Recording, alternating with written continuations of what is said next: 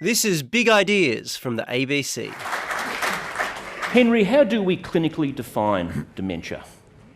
Dementia is a decline in cognitive or thinking abilities which interferes with day-to-day functioning. Mostly it's progressive. There are over 100 causes for dementia, Alzheimer's being the most common of these. So what are over 100 causes of dementia?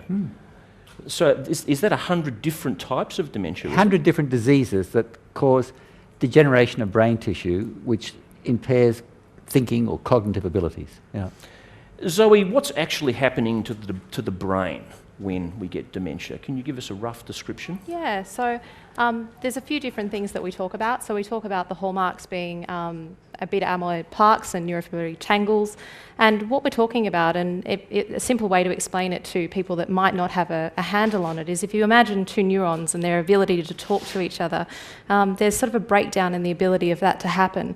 And that can be given rise by things like neurotransmitters that might allow one neuron to talk to another, and that's no longer working. And then that manifests as these sort of clinical symptoms, and that might be a decline in their ability to do what they normally do, so their everyday, their job or their hobbies, or impairments of things like memory or other aspects of thinking.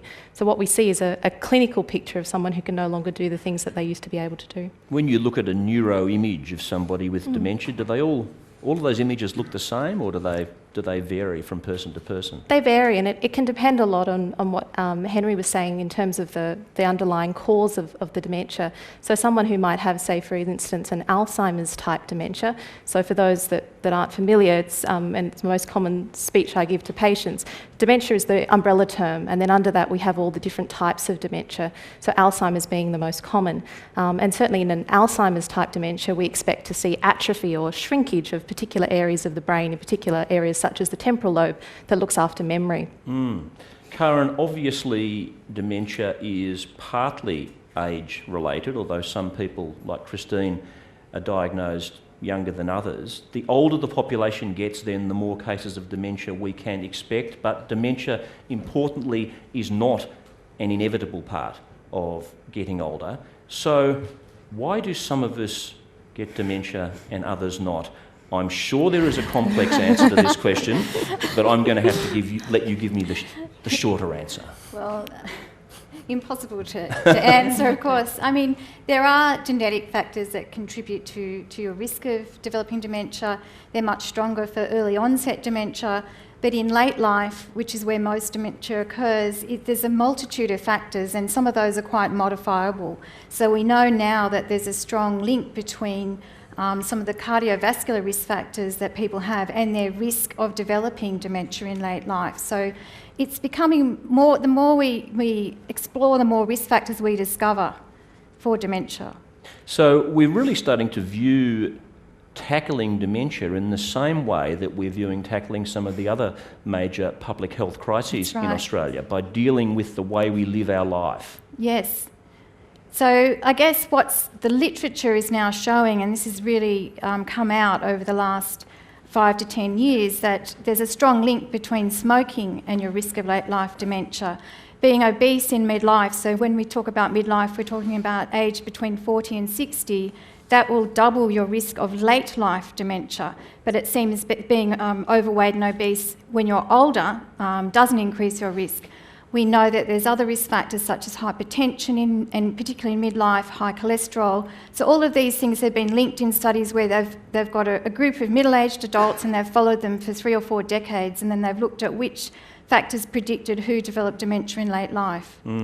So Henry, that's good news that we know so much more, but it's a little bit worrying because we know at the moment we have a crisis in public health in Australia around obesity, around high blood pressure, around diabetes. Well, diabetes is another risk factor. Yes.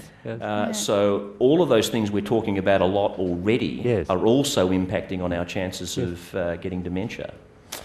Absolutely, and it's really important that we get the message out there. There are things that we can all do now to reduce our risk. You know, we can do exercise every day, half an hour walking. We can try and battle obesity and therefore reduce the risk of type 2 diabetes, which are independently risk factors for Alzheimer's disease and vascular dementia. So there are things that we can do, and there are programs all around the world now trying to encourage people to do that. Christine, back in 1995, virtually 20 years ago, you were diagnosed with dementia when you were only 46. How do you experience and understand dementia yourself, sort of on a daily basis? If you can explain that to us. Oh, that's hard, isn't it? Certainly there's a foggy feeling and not knowing what day it is. I'm sort of getting used to that. Difficulty finding words, having a pretty bad memory. So if someone says, "Oh, wasn't it great yesterday?" I have to look at my little TARDIS, my iPhone, to find out what on earth happened yesterday. So yes, it's been a long journey. In terms of risk factors, none of those applied, but perhaps stress I would pin down. But whether there's strong research on that, I'd be asking the panel. That's your theory for your dementia, is it? For my own self, if I look back, that's about all, and lack of sleep. But yes. Your dementia, we have to say, is highly unusual. It's very puzzling, yes. You are functioning at a very high level for somebody who's had dementia for 20 years. And what do the doctors make of you? Well, they look at my scan, the specialists in Sydney, and the brain is very shrunk at the front and the back, and the temporal lobes and the frontal lobes. And the corpus callosum, which is the little thread between the two lobes, is getting thinner and thinner. Well, I'm a puzzle, because I shouldn't really be speaking or walking or talking. I'm a puzzle. But I think Christine has enormous willpower, because I've been with you at a function, and you were telling me that you were finding it hard to force yourself to remember things and do things, and I thought your willpower must be phenomenal. I mean, you just refused to give in here. Yes, apparently my first words as a child were, "I can do it." Henry, what can we learn from Christine's experience of dementia, do you think? One is dementia is a word, not a sentence. People can have a very positive life, even with the diagnosis of dementia. Many people live with some sort of disability. It might be chronic heart failure, it might be severe asthma, it might be daily injections for diabetes. People live with these conditions and live well and learn to compensate for them. So there's much that can be done to maintain a good quality of life for someone with dementia. Dementia is a slow disease. It doesn't mean a person's life, when they get the diagnosis, changes from one day to the next, unless they let it. And there's much that we can do. Ita, Alzheimer's Australia promotes greater awareness, greater community understanding of dementia. How much has the perception changed, do you think, in recent years? Well, I think there's a much greater awareness, and certainly I think it's a disease that's probably touched almost everybody now in Australia. Everyone will come up and say, "My grandma's got my mum, my dad, my best friend," whatever. But there was a survey in 2012 that showed that there were thousands of Australians who felt that you couldn't have a meaningful conversation with someone with dementia. 1 in 3 people in the survey said they felt irritated by somebody with dementia. 1 in 10 said they wouldn't spend any time with a person in dementia. And so you think, gosh, there's still a fair bit of work to be done here. And I think what happens is that when somebody gets a diagnosis of dementia, people don't know how to react to that. They're not certain, and they stop calling, they stop visiting. So the person with dementia and the carer, because it's really important to always remember the carer, feel very isolated and cut off. And I've said it many times, and I think it's always worth repeating, and it's in what Henry's saying. A person with dementia is still a person, and they want to feel involved in the community. Your organisation's played a crucial role in helping to change some of those perceptions, to challenge the stereotype, to push for greater research. We'll talk about more of that in a moment. You got involved because you cared for a father with vascular dementia. What made you take that next step and get involved on the ground? I was well, you know, when you see somebody you love, like my dad, you're very well aware of what it takes. You know, what it means to look after someone, what it means to see that they have a quality of life, which is what my father wanted. And I started in quite a small way on an advisory group in New South Wales, and that was, you know, it was quite interesting because I was interested. I've always been interested in health, and then came word that they were looking for a national president who who wouldn't be afraid to kick open a few doors and raise the profile. And I thought, yeah, I'd like that challenge. I can do that. I can do that. That's right. And if you can make a difference, then I think you try and do it. And it's been very rewarding. I thought I knew a lot about dementia, but I've learnt so much more from talking to people with the disease and also their carers.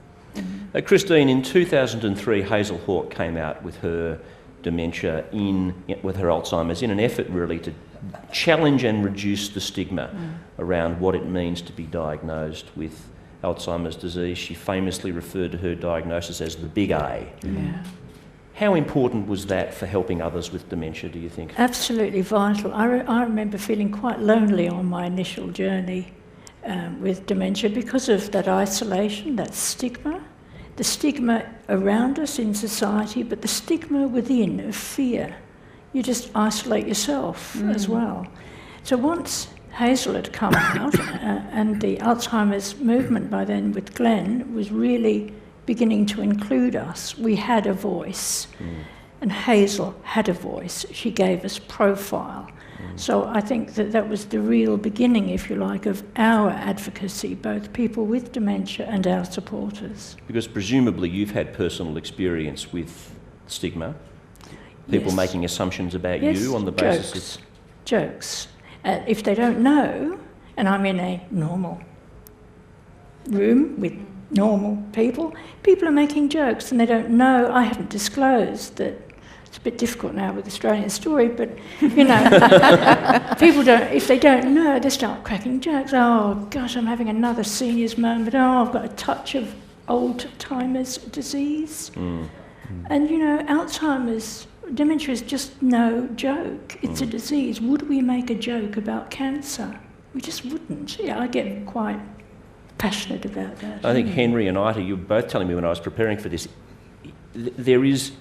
everyone is different when it comes to dementia, and it's so easy to brand somebody with a diagnosis and everybody gets thrown into the same basket. Yet, I think as we can see with Christine, I mean, your individuality doesn't disappear. You know, we need to think about people as individuals who have the condition and who are dealing with it, I suppose. Absolutely, and I mean that's why one of our goals is to create a dementia-friendly Australia, where communities become dementia-friendly and support people with dementia, and we're looking for dementia-friendly organisations for the same thing, with staff who, when they encounter somebody, say at the checkout, instead of getting angry with a person when they temporarily forget something, they think, could it be dementia? You know, we want them to do that.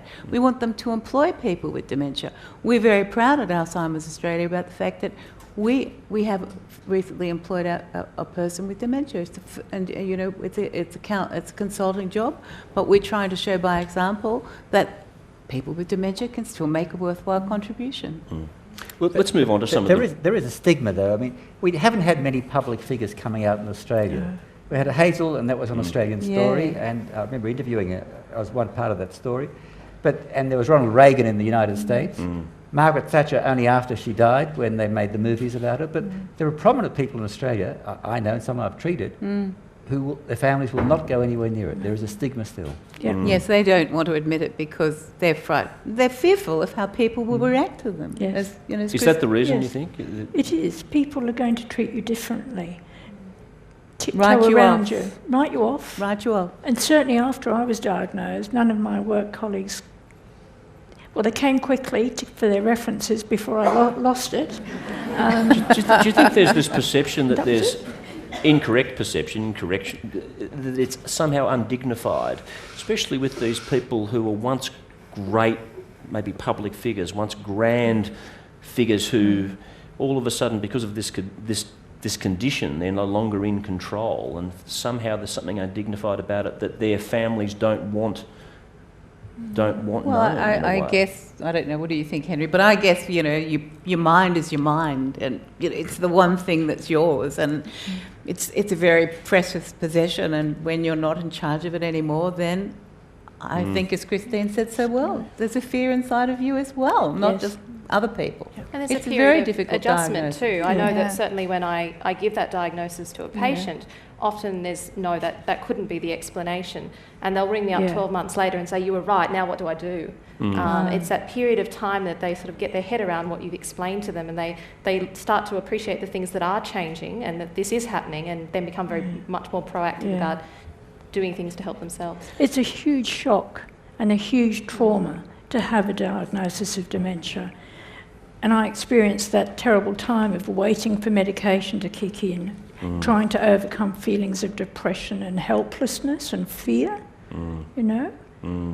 You have to pick those bits off the floor and keep on going. But it was the same with the big C, with cancer, Yes. 20, 30 years ago. Now the big A, I think we're getting there. We've still got a long way to go. But I think So Zoe, you're a neuropsychologist, so some people who are listening to this, perhaps some people in the audience may have noticed changes in their memory, they may have some concerns, maybe people close to them have noticed and commented on changes to their memory. What can those people do if they think there's a problem? Sure. So most people will start by talking to their local GP, or we hope that they will. Often it's the case that people have had those changes for a little while, and people are in that sort of a limbo land of, what do I need to do about this? Is this something more than just normal ageing? Because we've got to recognise that as you get older, things, you know, the body doesn't work as well as it used to, but the brain doesn't either. So there are some things that we expect to see as people get older. But if they're things that are starting to interfere with their life and are affecting their functional abilities, then they should be speaking to their GP.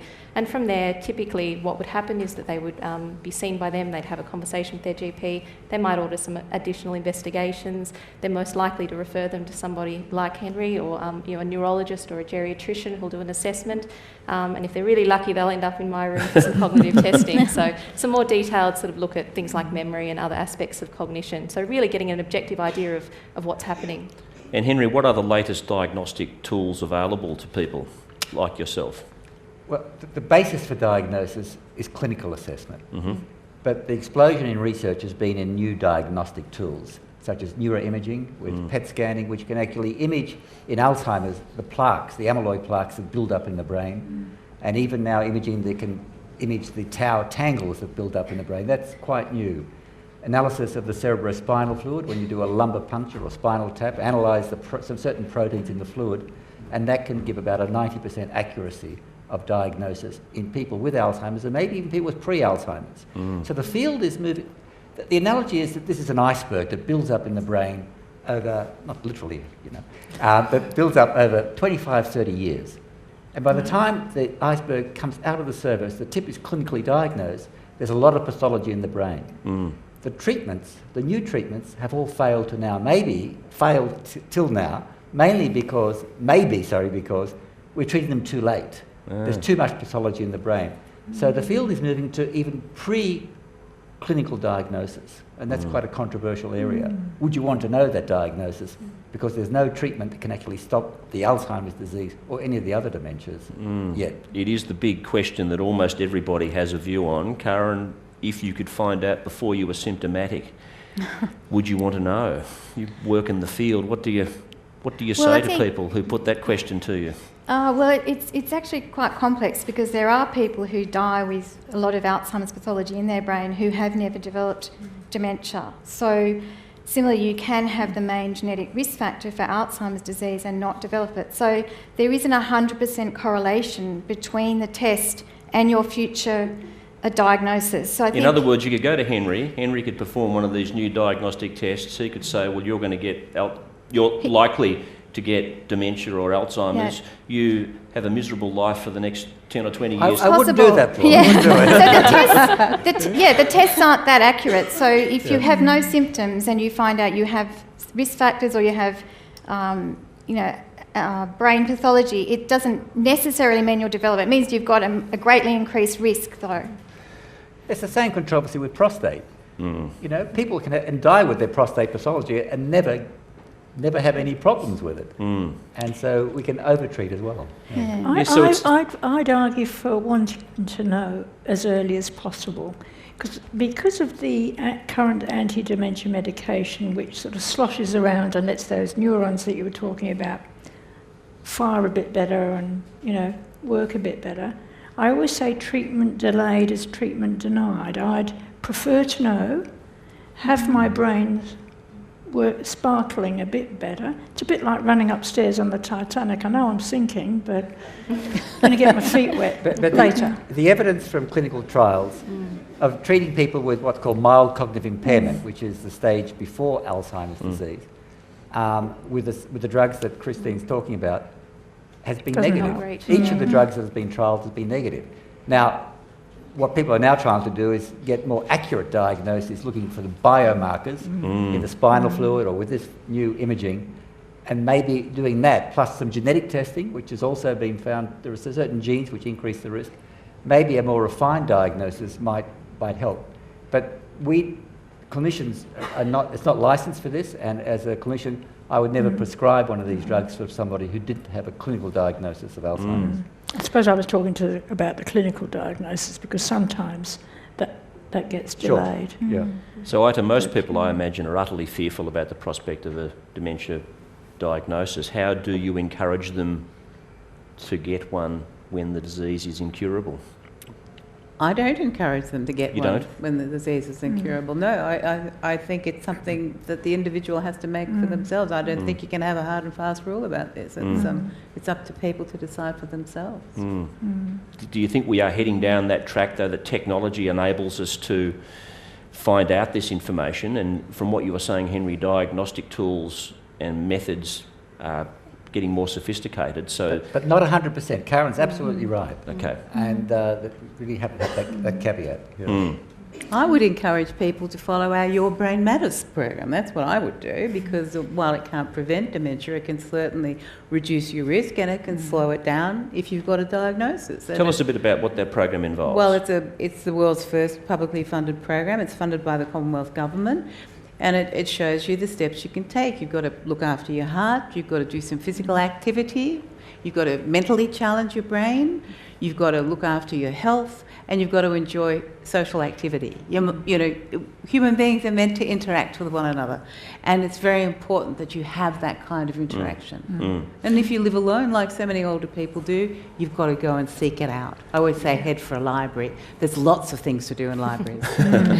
Well, Karen, you were talking earlier about risk prevention, the sort of things that we should do. How effective is that prevention? I mean, we know that if, for example, with heart disease, if you are a remarkably fit and healthy person with a good diet, the link between that and not having heart disease is quite strong. What is the link between the type of preventative measures that you're talking about and not getting dementia? Look, it's a really good question, and it's difficult to answer at an individual level. So we can't take one person and say, if you do everything that we recommend, you won't get dementia, or your risk will be reduced by X%.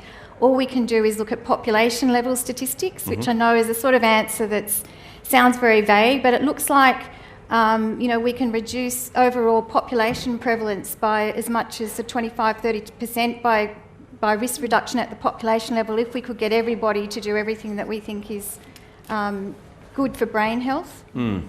So I guess it's a question that we have to do what we think is right at the individual level, but we have to live with an element of uncertainty as well. Henry, can those preventative measures override genetic risk factors? No, they can't. But they can delay the onset. See, Alzheimer's, as the prototype of the dementias, is a disease mainly, it can be in young people, but it's mainly disease of late life. And if you could delay it, ideally till after you die, that would be perfect. And that's what, just a 5-year delay would reduce the prevalence by 50%. Wow. I thought I'd turn that off, sorry. I'll let you answer your phone. No, I should have made that message earlier. No, actually, I put it on silent. Turning off. You know what doctors are like. Yeah. They have to leave the phone I hope you on. don't have to leave and do a procedure on somebody. Just in response to Henry, Zoe, how important is family history as a predictor of likely dementia? Is this your field? Do you mean in terms of... if my grandmother Sure. had dementia, what are my chances? Maybe I don't want you to answer that question. I think a lot of patients come in with the perceived this idea that if there's a family history, say their mother got it when they were 90, that places them at a very high risk. In fact, we know that the genetic prevalence of of true genetic cases is actually really small. It's only about 1 in 1,000. So in fact, it's not often the case. It's more likely that in fact that person lived for quite a long time and got it because they were a lot older. So in fact, the genetic cases are very rare. It's far more likely to be an age effect or... Okay. Does that make sense? We could talk about, there are many forms of Alzheimer's itself. There's the familial Alzheimer's, which is clearly genetic, which is what Zoe's talking about. It's an autosomal dominant, which means that every second person in each generation is likely to get it. 50% of each generation will get it. But they're rare. They're less than 1% of all the dementias. They come on early in their 40s or 50s. Most Alzheimer's disease, the modal age, the most typical age, is in the early 80s. And so the risk is certainly increased for the first degree relatives, children, not so much grandchildren. But it's still, but it's not that 50% risk. But that's the gene, isn't it? There are probably multiple genes for these late onset Alzheimer's. But the early onset rare form familial, there's probably one gene there's several genes, but for that person there's just one particular gene that's causing abnormal protein to build up in the brain. It's a very small percentage. Yeah, and the other thing to note is that internationally in developed countries we're seeing a slight, what we think is a decrease in the incidence of dementia because of better treatment of cardiovascular risk factors and higher levels of education. So those cohorts and those older relatives that you had a different life history, had different exposure to risk factors, different diet. They may have had hypertension that wasn't treated or diagnosed. So again, you can't necessarily draw those inferences. And this is all stuff that you're finding out more and more about as the years go on, and presumably we know so much more about predisposition now through this research.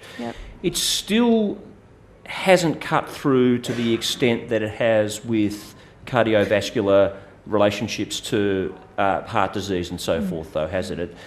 I'm not sure whether the general member of the public would understand that relationship as strongly as they do with obesity, diabetes, heart disease and so on. Yes, we've just conducted a national survey of Australians and asked them what they know about or what they think increases the risk of cognitive impairment and dementia and what they're intending to do about it. And we found that there is still a poor knowledge of the link between the risk factors for heart disease and the risk factors for dementia, so that's not well understood. We also found that people had a low, whilst they recognised some of the things that were beneficial for their brain, they had less intention of making those changes. So there was a big gap between intention to improve their health and what they knew they should be doing.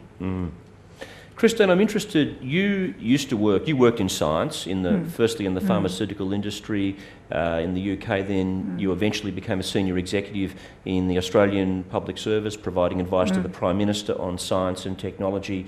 You had a very cerebral and mentally demanding job, and you, as Ida said, continue to push yourself to this day to work hard, concentrate, really stretch your brain. How much do you think that has helped your brain withstand the rigours of dementia? Well, personally, I think it's been a huge journey of neuroplasticity, of rewiring my brain, not quite as fast as it's becoming unwired, or, there's probably much more scientific ways of putting it, I'm sure. But there's an awful lot. I try to learn new things, I try to do new things, I try to keep up with all the things I used to be doing.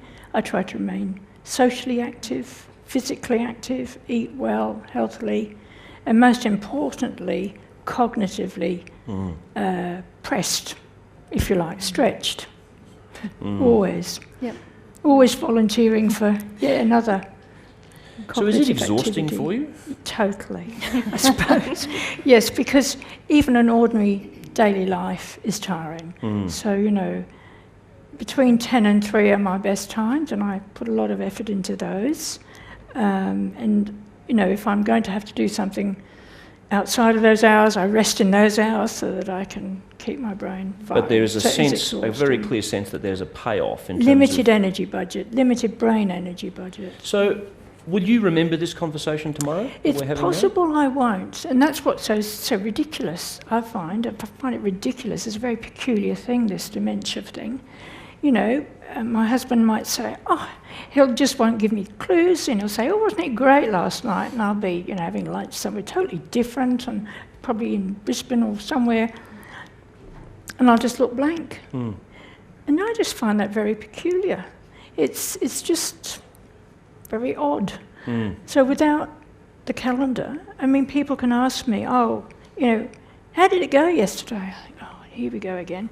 I say, hold on a moment, tap on the phone to look at the calendar, and then I can carry on with the conversation. So I do have an external memory. So here's the thing, Ita. I mean, you could meet Christine and have no idea that she had dementia. No, you wouldn't, would you? Yet, what you really want to do is to get people like Christine to tell the world they have dementia, because all of a sudden it shakes up all those stereotypes. Christine's pretty good at telling people. Yeah, she's phenomenal. The temptation must be just to, you know, live your life and not let on to people. It would be so nice just to not let on and close the door, but I really want to help other people to have hope, to reimagine a future, that they can live a new life in a very different lane called dementia, and to live with, you know, hope. There is a journey. I think you've been talking about it's a journey. It's not a sudden poof and you're gone. Let's talk about some of the treatments at the moment. Zoe, you're not a medical doctor, so maybe we could talk about some of the non-pharmaceutical interventions that might help delay or slow the trajectory of Alzheimer's. What works best? What's the research showing there? Yeah, I guess over the last sort of decade or 2 decades, there's been a lot more public awareness on things like what you've been talking about, this idea of neuroplasticity, or that we might be able to do things that might improve, like either reduce our risk factors that you've been speaking about, or that might actually be neuroprotective down the line. And so there are things like looking after your diet and your exercise, but we were also talking about some of the other things that are coming up, like sleep, and we're doing quite a lot of work at the moment looking at sleep and what impact that has. Everyone knows if you have a bad night's sleep that you don't function at your best, but you know what sort of happens in dementia. So there's lots of different interventions that are being offered in those sort of lifestyle factors that most patients are very keen to be involved. And I think one of the nicest things that I hear every time I hear you speak is that the greatest thing is to actually learn from people that are living with dementia. So you've already spoken tonight about some of the things that you do to make your life easier, and I think they're the programs that I find most helpful for patients. So patients that are learning how to use external strategies and know how to consult their iPhone to see what they did yesterday, or simple things like remembering their keys and their phone when they leave. So there's these cognitive training programs and cognitive remediation programs that are now being offered. A lot of them are in the research domain, but they're things that people, if they know of someone with dementia or they're themselves affected, that they should be trying to get involved in, because at the very least they're maximising the capacity they do have. Tell us about sleep. You have just got a grant as a result of the fund set up in Hazel Hawke's honour to fund research in this area. So you've got a grant looking at sleep apnea.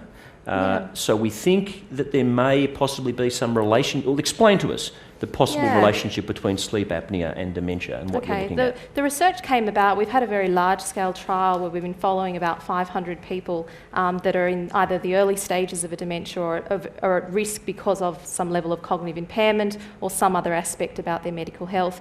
And we found that about 2/3 of them, although we deliberately screened them out for sleep disorders, had undiagnosed sleep apnea. So the particular research that we're doing, and Hazel Hawke's contribution is not just about stigma, it's about enabling people such as myself and my team to be doing this type of research, is to have a look at, well, what if we take people in the very early stages that are just have this mild cognitive impairment, and we treat that sleep apnea? What effect does that have long term?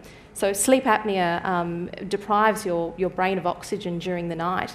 Now, most people can think about that and think that that's common sense, that wouldn't be a good thing for their brain. What we'd like to know is, if we went back and we treated this sleep apnea in the early stages, what happens to these people over time? So does their cognitive decline slow? Are they doing better 5 years down the track? And that's the research that we've been able to commence on the basis of the Hazel Hawke. There are all sorts of things you hear in this area. I'll throw a few at you. Claims in the media, scuttlebutt about things that help. Everyone seems to be searching for a magic bullet. Vitamin D is one. There are these things called intraseptal injections into the spinal fluid. There's estrogen.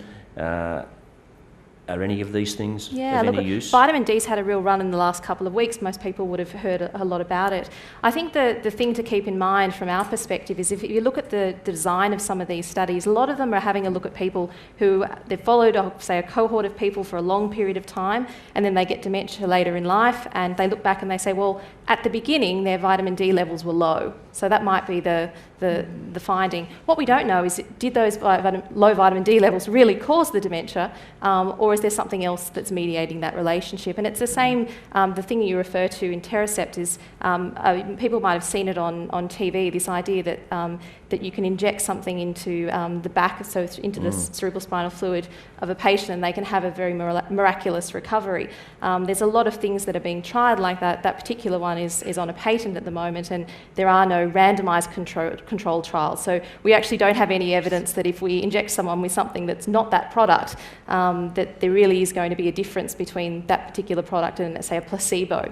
So that's not to say that none of these things are important. You know, vitamin D, for instance, there's receptors in the brain that are important for vitamin D, and they're in the memory region, so the hippocampus. But I think there's got to be a lot of prospective work done in terms of long-term trials, looking at intervention earlier and following those people over time before we can make those conclusions. And Henry, the pharmaceuticals, how good are they today, and what are the advances that have been made in the drugs? Right. There are 4 drugs licensed. We're talking about Alzheimer's disease. Yep. Each dementia is different. Each type of dementia. Let's focus on Alzheimer's, yes. So there are 4 drugs licensed for the treatment of Alzheimer's disease. 3 of these work by boosting a chemical in the brain called acetylcholine, which is the major neurotransmitter for memory. Neurotransmitter is the way nerves talk to each other. They release little packages of chemicals or neurotransmitters. And so by boosting the levels, the idea is to compensate for the loss of this neurotransmitter which occurs in Alzheimer's. It doesn't stop the underlying disease process. So it's a symptomatic, not a disease-modifying drug. The 4th drug works in a different way, and it's licensed for moderate to severe dementia. It's called memantine. And again, that's a symptomatic, not a disease-modifying drug. There have been drugs which try and block the build-up of the abnormal protein or stimulate the immune system or mimic the immune system to attack the abnormal proteins. So far, those drugs, despite many billions of dollars, tens or hundreds of billions of dollars, not millions, but billions of dollars, have all failed. There are currently some really promising trials underway now. We run trials, and we've been doing this for over 25 years out at Prince of Wales, and we're hopeful. But to say there's going to be a breakthrough in the next 5 years, I've stopped saying that because we've been disappointed before. We hope there will be, and it's possible. And it may be we got the target wrong by treating people too late. Or it may be the amyloid pathway, which is the one where most of the research is going, is not going to be the one that has the payoff. But that's where that's... Can you give us an idea of what the most promising of the multiple clinical trials that are on at the moment, where the most promise lay? Well, the 3 trials I can tell you about now. One is an injection of an antibody to attack the abnormal protein in Alzheimer's disease. The second one is to block beta secretase, which is an enzyme that manufactures the abnormal protein that builds up and causes the damage in Alzheimer's. And the third one is attacking the tau protein, which is another process happening in the brain, by blocking its pathological process. So these are all blocking pathological process or using the immune pathway to attack it. And if they work, they would actually stop the disease progression, or at least slow it down. No one's making claims about reversal, about new brain cells. There's certainly research going on in stem cells. Alzheimer's is such a complicated disease. I think that's a way off. Maybe more with Parkinson's we might get some payoff with stem cells. And there are other strategies as well. Yeah. I mean, it doesn't reverse the condition, but if you could slow it down significantly, that would still be a big breakthrough, wouldn't it? Yes, yeah, and that's certainly an aim. If instead of the pathway going down like that, it goes very gradually, that would be a win. Yeah. Christine, how helpful is your medication, do you find? Well, this is the symptomatic medication. I find it vital. I mean, if for any reason Paul's forgotten to stick my little patch on in the morning, probably by early afternoon, he looks at me and he looks at my eyes and he thinks, "You're not all here." And then he checks my back and finds he's forgotten to put the patch on. And so it really does make a difference to my daily living. It doesn't necessarily mean it will do to everyone. I just hope that it enables me to keep functioning, challenging my brain and lasting long enough for one of Henry's cures. I'll be first in the queue. I hope so too, Kristen. Yeah. Karen, do you think from where we're standing now that the main focus ought be on prevention in terms of across a population-wide level and in terms of people being able to have some control over their own health, that rather than sitting back and waiting for the miracle to... Yeah. Well, I think definitely we have to look at prevention, but I don't think you can prioritise. I think you've got to focus on care for people with dementia. You've got to keep looking for a cure, and we've also got to look at prevention. We have to have all three, so we can't sort of say one is more important than the other. What's some of the most promising areas of research that you're working on in the moment? Some of the things you can tell us. So what we're quite interested in is actually taking a step back in the life course and looking at midlife, because that's when the risk factors seem to be most important for determining how your brain and cognition will be in late life. So we've just finished an online trial of dementia risk reduction in volunteers here in Canberra, and looked at whether through psychoeducation we can teach people about, we do modules on dementia literacy, and then we teach them how to reduce their risk. And we've seen results there where people have reduced their score on a risk score for Alzheimer's disease that we'd validated in some other studies. Henry, I've got a question. I just remembered a friend of mine in Brisbane has a young child with Down syndrome, and when I sent out the message on Twitter and Facebook, as I do these days, promoting my events, he said, make sure to ask the experts about Down syndrome. According to the information he gave me, there's a very high correlation between Down syndrome children who make it through to an older age, that they get Down syndrome. He was wanting to know why is that, and what can we learn from that? It's really sad that the kids with Downs get the double whammy. So in Down syndrome, there's a triplication of a chromosome, chromosome 21, which is also the chromosome that codes for the manufacture of a protein we all have in our brain, amyloid precursor protein, which gets processed in such a way to release this abnormal protein, which causes the damage. Okay, so there's overproduction of the precursor, the earlier protein, which leads to the formation of the toxic protein. So the kids get the pathology in their brain by their 30s or 40s and get the clinical syndrome by their 40s or 50s. Not 100% of them, and not all Down syndrome are full Downs, a lot of them are mosaics as well. But, and kids with Down syndrome are now living longer. So we're now seeing quite a large number of people with intellectual disability, particularly Downs, getting Alzheimer's disease as part of that. Is there something we can learn from that in terms of researching? Oh, that was the major breakthrough in discovering the abnormal protein that builds up and the pathway. That was certainly a big moment. That was the first genetic discovery about Alzheimer's disease, was this trisomy 21. So far we've spoken a lot about the science and prevention and where the research is going. We haven't spoken, Ita, about the people who care for those people with dementia. So dementia is a condition that not only affects the person who has the dementia, but of course affects the person caring for the person with dementia. How can we better support carers of people with dementia, as a society, as individuals, as a government even? Well, there's certainly a need for more respite care for people who care for people with dementia, and there's a paucity of places throughout the country areas of Australia, and carers don't like to they don't like to take a break from the person they're caring for because they feel guilty. And I meet them so many times, and I always say to them, have you had any counselling? Oh, no. They're stoic. And carers need to be told to seek counselling, to ring our dementia helpline, which is just a fantastic helpline. 1-800-100-500. I don't want to miss this opportunity. But because you need to talk to somebody about how you're feeling, and I think it's quite normal for a carer to feel a bit angry. Yeah. to feel a bit depressed, because the life has changed and you love this person and you're watching them change in ways you never envisaged. You need to be able to talk to somebody really honestly about how you feel. And nobody at the helpline is going to judge you. They're going to understand, and it makes a big difference. At Alzheimer's Australia, we provide support for carers. You know, we're advocates for carers. We try and influence government to give more funding to carers. We're very conscious of their responsibilities and how much they do and how much they contribute. Oh, it's incredibly difficult. And of course, then there is frequently that difficult decision that needs to be made of when you can no longer care for your loved one in the family house. Henry, nursing homes have had a bit of a bad rap over the years.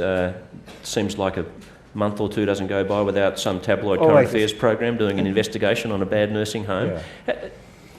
How do you view our nursing homes? Have they improved? Is it a beat up? There's been a lot of improvement. And when we talk about carers, we talk about family carers, but also professional carers we need to think about as well. And there's a lot we can do to improve care in nursing homes.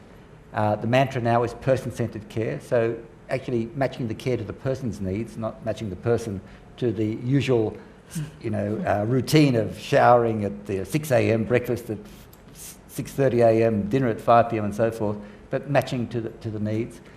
We did a randomised control trial of putting humour therapy in nursing homes. We showed we reduced agitation, we decreased depression, we improved quality of life. There are a number of programs about educating nurses in better management techniques, about doing proper care plans. So I think things are improving and the standards have gone up. And there are ways to make aged care facilities more dementia friendly, you know, with the right colours, the right design spaces, the garden areas where people can go outside. All of those things help contribute to the well-being of a person with dementia. I can see you're nodding, Zoe. Do you think we put enough effort into that end of the spectrum?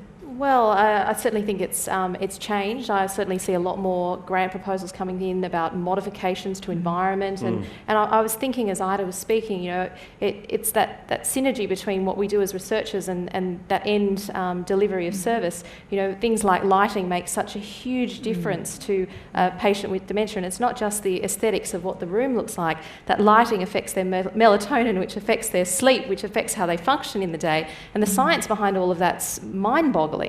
If we can change one thing like lighting, in fact, the quality of that person's life and their experiences during the day are enormous, and they're really important.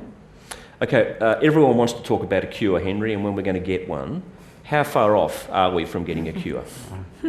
You know, for years I used to say, Paul, in 5 years we'll have a cure. And, you know, 15, 20 years later, I've stopped saying that because I don't know.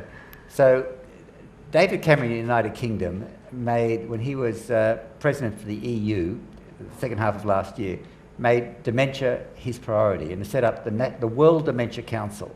And the World Dementia Council is being funded by the G7 now, and they've made their target a cure for Alzheimer's by 2025. Wow. Well, that's not very far away, actually. He's a passionate advocate, David Cameron. He's just phenomenal. Yes. And he appointed an envoy, Dennis Gillings, who's coming to Australia in December. And there's a worldwide movement to try and really tackle this dementia. And so it's an exciting time for dementia researchers at the moment because...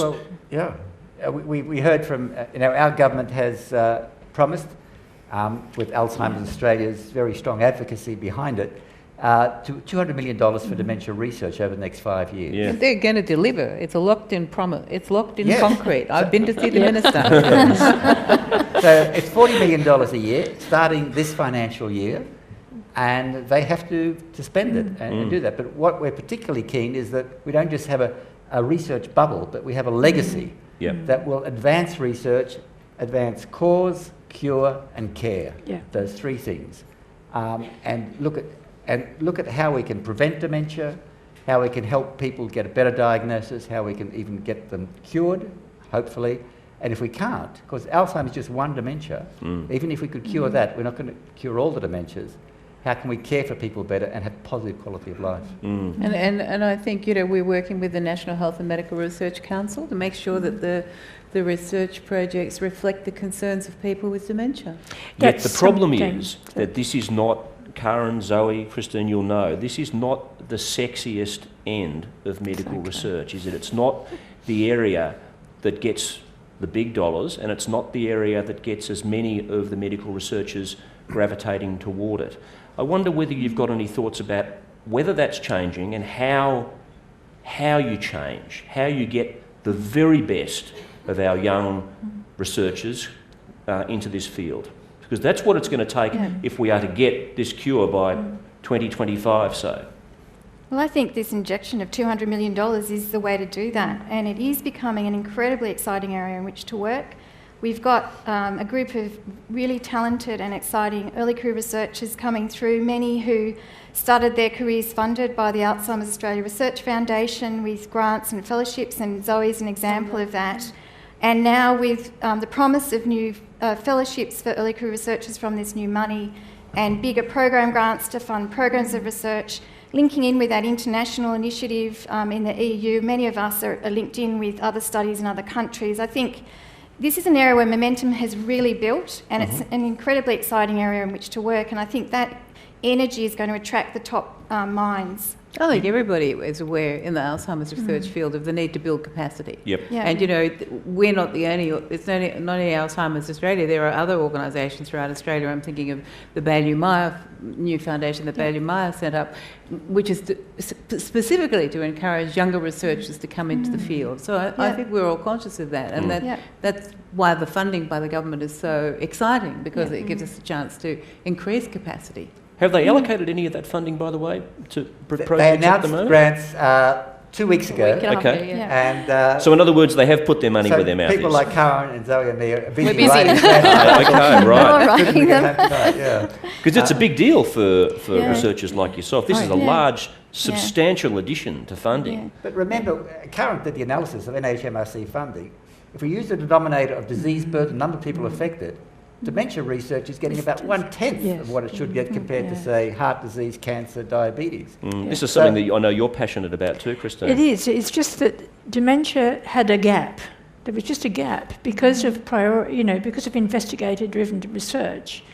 People weren't drawn to this area of research. It just wasn't sexy. There wasn't that sort of pink ribbon movement or whatever. Now we've got sexy researchers. Now you've got sexy researchers, you've got young people, and you've got a lot of money, and you've got priority-driven research. We're going to be able to, hopefully, Alzheimer's movement, drive some priorities there. And I hope that we'll be able to include the experts in the lived experience. It's for 5 years, Christine. I assure you that, well, I certainly won't be slowing down my advocacy for more funding when we get to the end of 5 years. Yes. You know, we'll need more. We need to sustain it. Yes, we do. We do. And we need to include people with dementia and their carers in looking at the research priorities, making sure that as it progresses, it's going to deliver outcomes that we really need.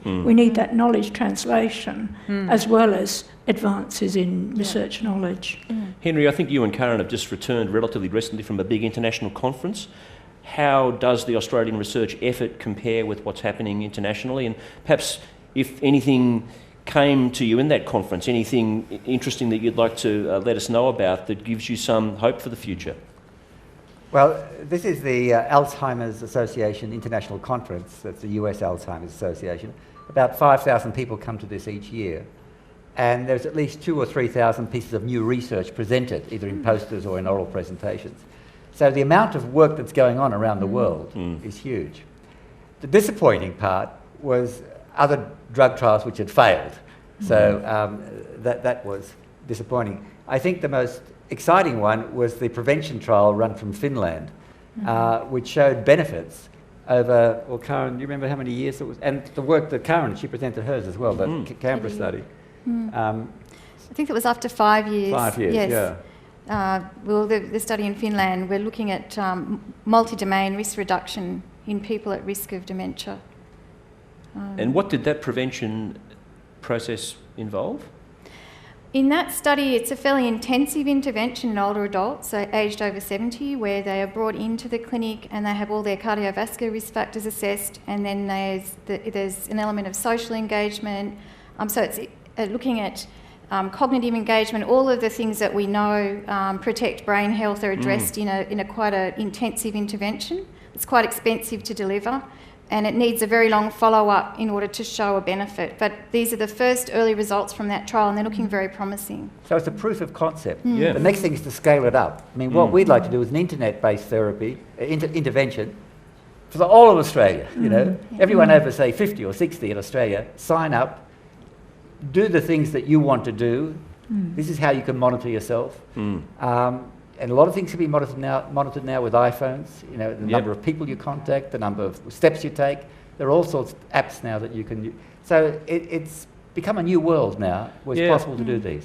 Zoe, I always thought it was about mental stimulation, you know, doing all those puzzles in the daily newspaper. Sudoku. Yeah, you see, you see people in their 70s and older doing the puzzles, thinking they're keeping their mind agile. Is there any proof that is certainly useful? mental stimulation is and being cognitively active, and it doesn't have to be Sudoku. So I have patients that come in and say, I don't want to do the Sudoku. Can we do anything but that? And I said, well, what do you enjoy? I like going and playing bridge, or I like learning languages. Then go learn a new language. You know, in most of these big trials, in fact, you know, the people that are in the very intensive cognitive training, you know, they might have some positive effects. In fact, the people that sit and watch a documentary from National Geographic also do well because they're in a group environment, they're happy, they're learning something new. So take up a new hobby, switch a knife and fork around the other way for a meal, do anything that makes your brain do things differently, and you will get benefit. I really should take some questions from the audience. I've got so many more questions here I haven't had time to ask. I'll ask a final one to you, Henry. Approaching 1 million dementia sufferers by the middle of the century, 900,000 is the prediction. The cost alone to the economy of that, directly and indirectly, is massive, and there will of course be far fewer younger Australians in the middle of the century to look after them with the changing demography. How are we going to deal with this as a looming major challenge, isn't it? It's a major challenge. You know, our structure of our society is changing. We used to have a pyramid with a lot of babies, young people, middle-aged, and very few late life.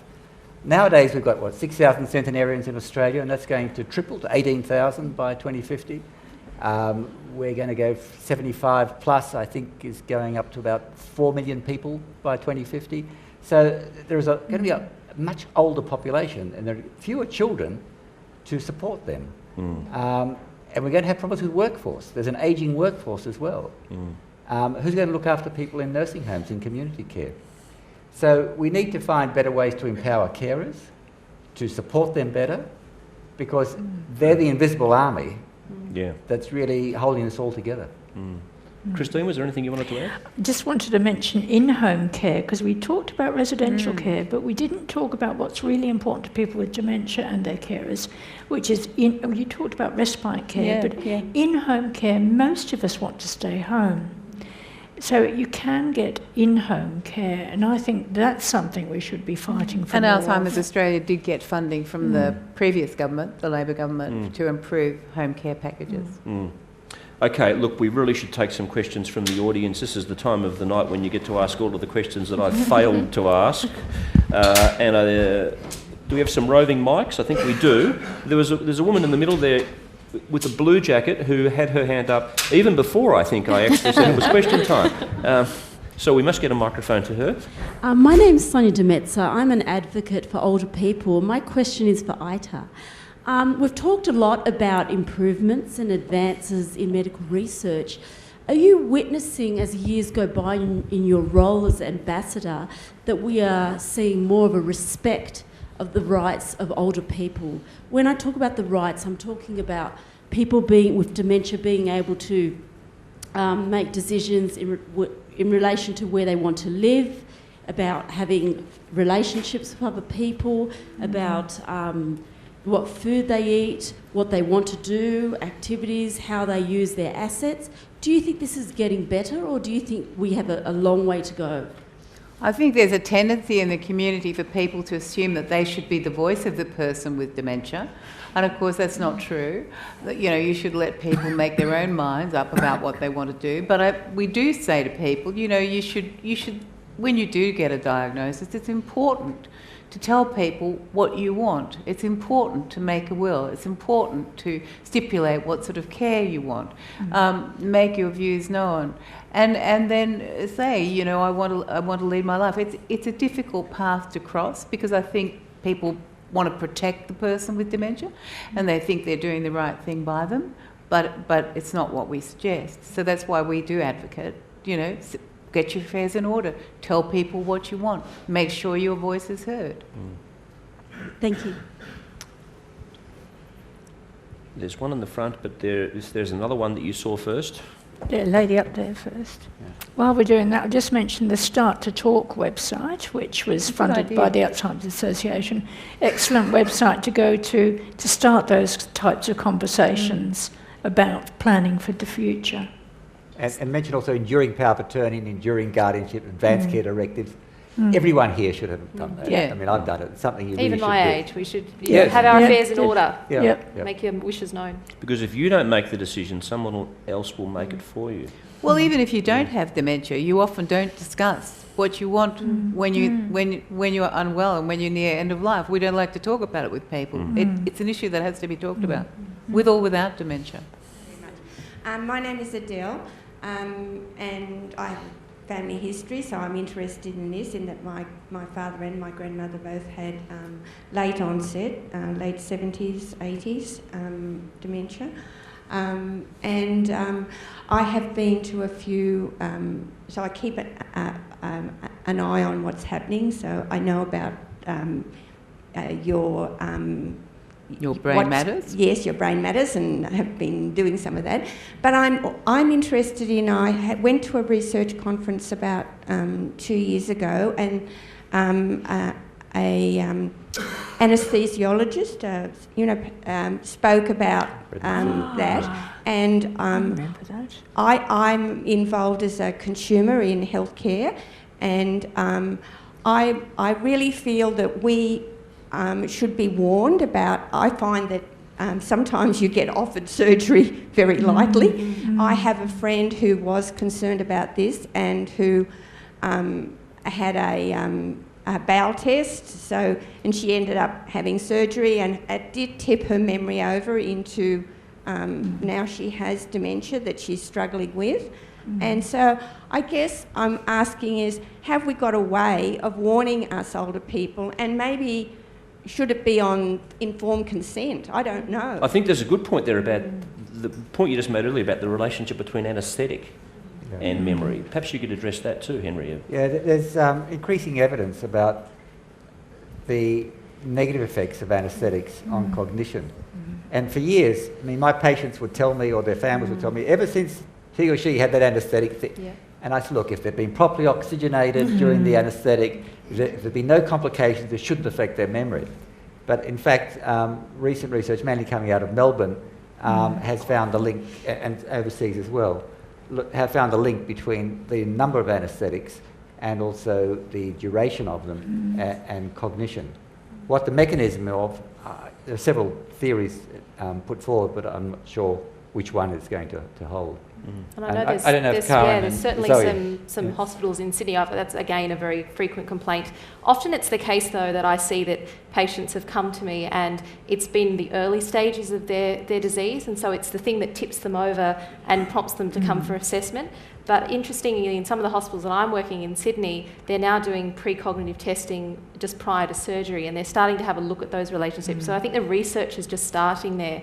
I know they're certainly doing it in some of the major hospitals in Sydney, just having a look. Those precognitive tests, they go in for surgery, seeing them afterwards, and then monitoring those people over time to see what happens. So I think it's really important. Do you think it's too early then to have some form of alert, if you like, or information from a surgeon or from the anaesthetist? I think the thing we have to keep in mind is that there are an awful lot of older people that have surgery every day and have no complaints.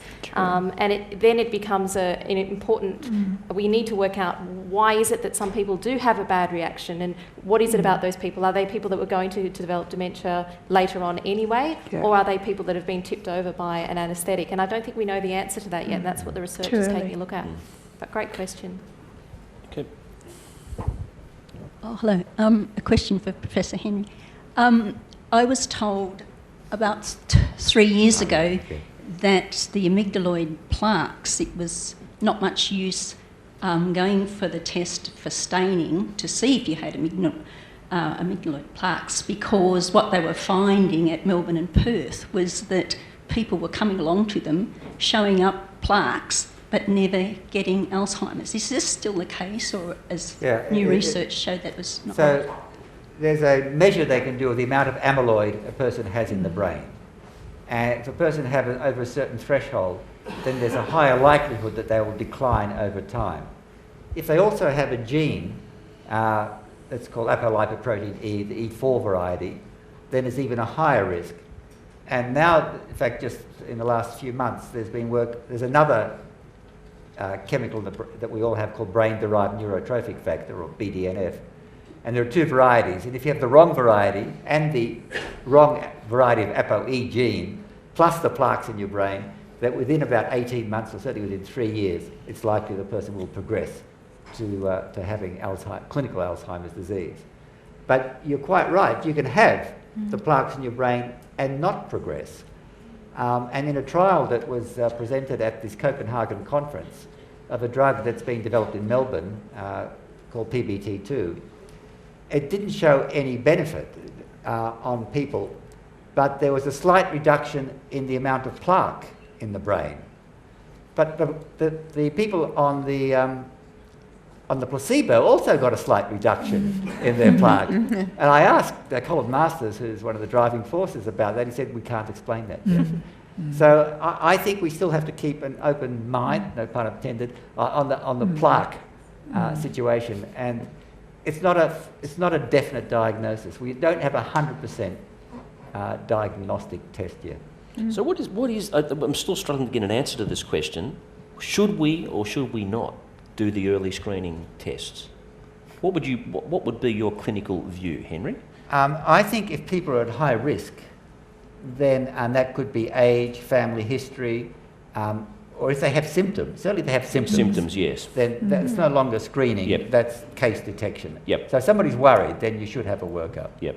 If you're not worried, then I think it's an open question about whether people should have testing. And, I would not have an MRI scan or have the genetic testing on myself now, because I don't think I could do anything better than I'm doing in trying to prevent Alzheimer's. I live the life that Yeah, you've got to be careful. You get knocked over by Henry riding his bike in Centennial Park. This guy, he's always out doing some exercise. Good evening. I'm a science teacher in Canberra, obviously dealing with children on a day-to-day basis. And I was wondering if at least some of the causes of dementia are a protein-based problem. What is the panel's view on the ethics of a possible vaccination of our children against dementia? I think we're way, a long way till we get to that point. Because we don't have a vaccination, first of all, that works, that's safe. The first vaccination that was used actually caused not only antibodies to the plaques, but antibodies to brain. And people died with a sterile encephalitis. So I think that's many years away before we even start that debate. It's not like Gardasil for cervical cancer. I don't think we're at that stage. If we had a vaccine, I think my daughters would have wanted it. Yeah, I mean, But if then- somebody had the gene, for example, Yes. the 1% early onset Alzheimer gene, and we had a vaccine, there are people lining up to be in that drug. That drug trial is happening right now in Australia, in the United States, and in other parts of the world. And people are desperate to have these treatments, even though they're experimental, because they know they've got a 50% chance, or they know they've got the gene, and so they're going to get the disease. But So solving they're that desperate. solving that riddle would not help the great bulk of people. No. Hi, my name's Patricia, and I'd be interested in your views on natural therapies in treating Alzheimer's. I have a vested interest in that, in I guess this area, because I have been taking care of my father for quite a few years now. He's not taking any other medication other than, natural therapies. I'd be really, really interested to hear your views on that. Well, I'll just say that there are some more, I don't know if you call them natural therapies, but nutritional supplements that are currently being trialled. So there's a drink called Souvenir that is currently being trialled, but we don't have the results yet. And there's also some trials on vitamin B. So most of the natural kind of approaches have been dietary and also physical activity. There's some evidence for things like vitamin B complex, vitamin B6, vitamin B12 and folic acid, and there's a group from Oxford which has been pushing that very strongly, particularly people with a high homocysteine level. People have been looking at cumin, turmeric, sorry, I should say. Also, vitamin D we've talked about. Vitamin E, I think the evidence it fluctuates, but it's negative at the moment. Ginkgo biloba, there's been 2 huge trials from Europe and from the United States, both negative, like 7-year trials, 1,500 people in each arm, no difference in progression to dementia. So there's a lot of hints, mainly from epidemiological evidence, or looking backwards, like Zoe mentioned earlier. To do a randomised controlled trial cost like $20 million to do that Ginkgo trial. It's very expensive, and then it came out with a null result. So there's no evidence for Brahmi, people love taking it. There's no evidence for ginkgo, it's the most popular drug in Germany. People love taking natural therapies. Maybe they work, but there's no evidence to support them. Omega-3, maybe. Fish is probably better than omega-3. So get it from the diet rather than from supplements. Oh, actually, just very quickly, aluminium. That was a buzz thing a while ago. Aluminium antiperspirant. Yeah, aluminium and the water and antacids and everything. And they thought that aluminium was in the core of the plaques until they worked out the stain that they used to see the plaques had aluminium in it. Aluminium doesn't. I have seen no recent evidence for at least a decade. That clears that up. Everyone threw their pots and pans out. I know. And Sydney Water stopped using aluminium as a flocculant to get rid of impurities in the water because of this concern. My name's Hugh Dake, and a simple question, at least I think it is. I don't think we've discussed whether there's any coincidence between different population groups around the world or within a community as to whether any particular groups are more susceptible to dementia or less than others. I think Karen's the epidemiologist. There are differences between different countries in the actual prevalence of dementia, and in the susceptibility to dementia, to Alzheimer's, if you have the genetic risk factor, even that differs between different ethnic groups and in different regions, and we don't actually understand why that is, but that's the sort of evidence that can give us clues to where to look for, in trying to understand those differences, we might understand more about the disease. But yes, there are definitely differences. Well, where's the lowest incidence? I'm not sure where the lowest. I was curious. Japan or in the Okinawan or. But they had a higher incidence of vascular dementia, a lower incidence of Alzheimer's disease, although that's changing over time.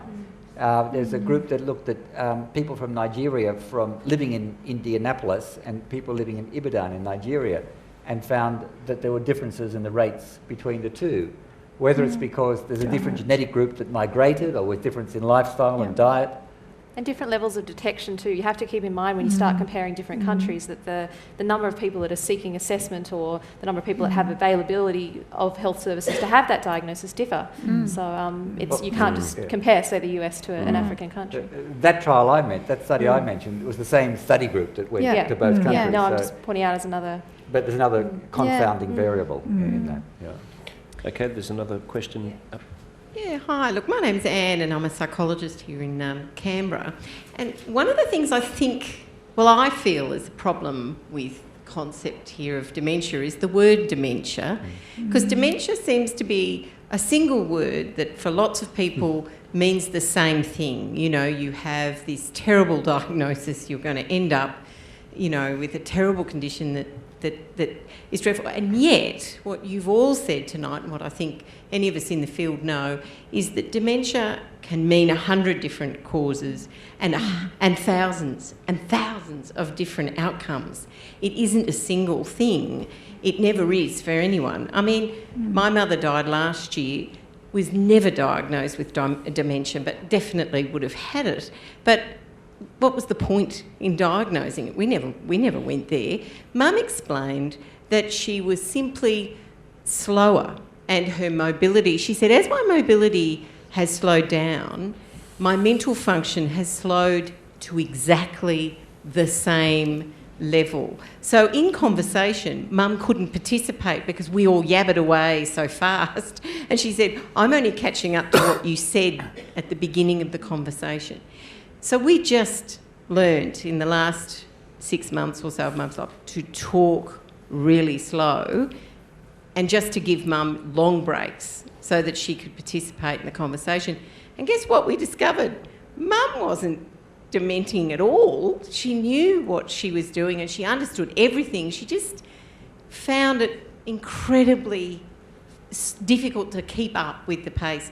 So I just wonder whether our problem is using one word to describe something that has 100 causes and thousands of different outcomes. And that seems to me to be the biggest problem for all of us in the community in dealing with it, because that one word seems so final when for most people it's a multitude of different outcomes. And a lot of people, like yourself, Christine, function really, really well. But we used to talk about cancer, the big C, but actually there are many different cancers. It's similarly an umbrella term. Okay, the brain is particularly unique to each one of us, so I always say to people that whatever form of the many diseases that you might have, you're a unique individual and it's going to affect you in a unique way, and you can battle it your own unique way. What do the rest of the panel say? Well, now there's not one word, there's 3 words. Major neurocognitive disorder. That's what the Diagnostic and Statistical Manual 5th edition has defined it as. But you're quite right. And we draw lines, arbitrary lines. And I mean, how much memory do you have to lose before you say it's impaired? And so we know there's a slight loss of memory with age and people are a bit slower. How much slower before you say it's pathological? How much loss of short-term? They're the sort of problems that Zoe will grapple with in her testing constantly. And there are norms that have been constructed, adjusted for age and education. Many of them developed in the United States, not in Australia.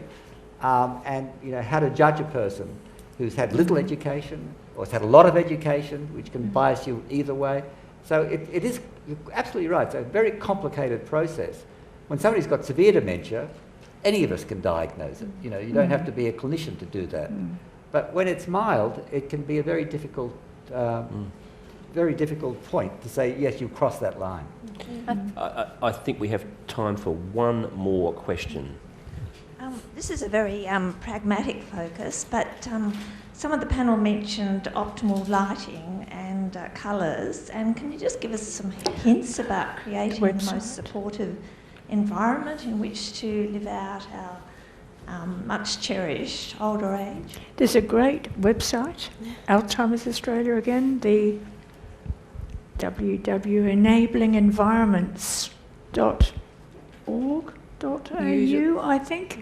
It talks about how you can modify your home to provide the right lighting, but contrasting colours, textures, things that we, you know, nothing we're going to trip over, and I'm endlessly bumping my head on things, labels on cupboards, see-through, very practical, very useful. I thought the most difficult thing when Dad had dementia was his beloved old kettle conked out. and I couldn't find an exact replacement.